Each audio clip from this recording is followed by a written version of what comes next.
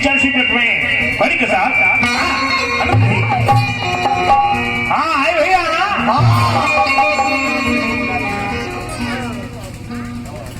एक समय की बात बा हाँ राम लक्ष्मण हाँ छोट बालक हाँ विश्वामित्र मुनि का संग है हाँ मिथिलांचल बेनी राजा जनक जी के बगीचा बेनी जवानी तो का भाई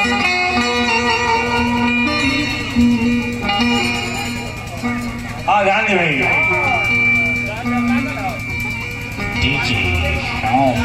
उठाए लखन से विक्त सुनी अनु सिखा ध्वनि गान गुरुदेव पहले जनकपति जागा हुआ चौपाई लिखी तू तुलसी बाबा हाँ सकल सोच बनी जाई नहाए नित्य निवाही मुनि सिनाए समय जान गुरु आए सिपाही ले परसू चले दोनों भाई विश्वामित्र मुनि से आदेश मांग के राम लक्ष्मण जी बगीचा में भ्रमण करेंगे जब चलनी है हाँ चक्कर गीत के भाव का लागल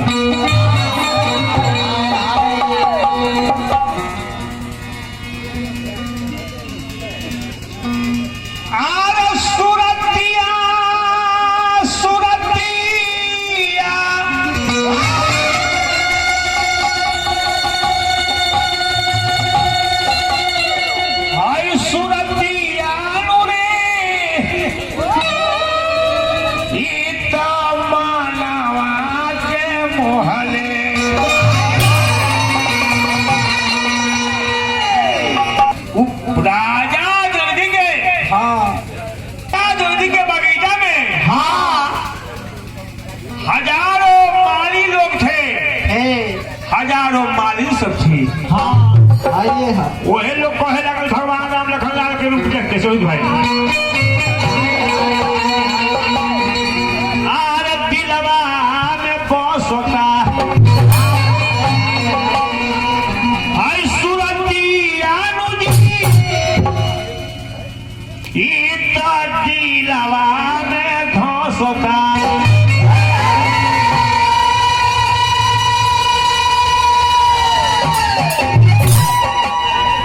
सखी कौन तरीके रे सखी अरे तो हम लोग के तो देखे दे रे हीरा मोदी के रूप हम लोग के तो देखे दे रे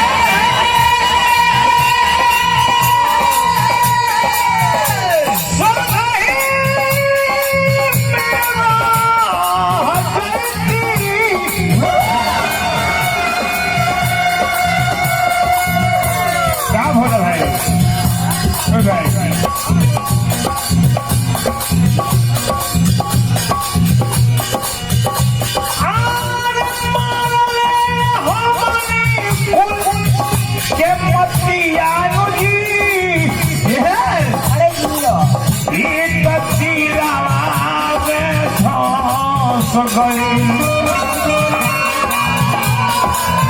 आई सुनाती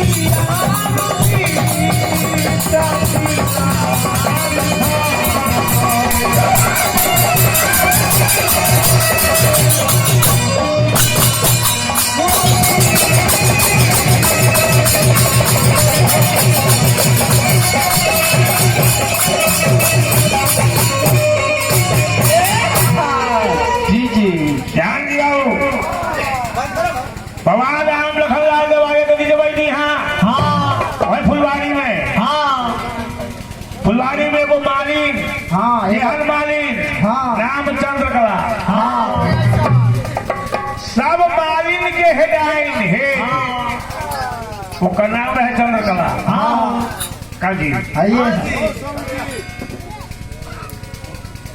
चंद्रकला के जब नजर पड़ल भगवान राम लखनलाल पे हाँ पर कभी के भाव का आइल हाय हाय हाय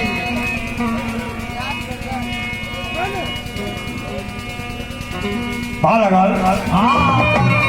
हाय हाय हाय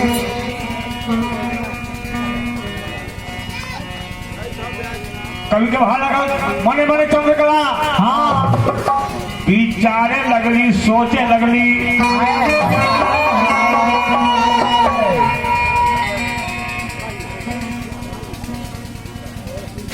खल खल से जनक बगान कहम से अइले श्री भगवान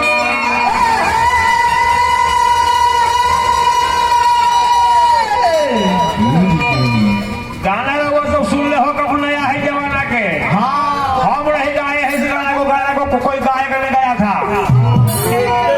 एगो मरद पर दू जान एकरा रखबई हो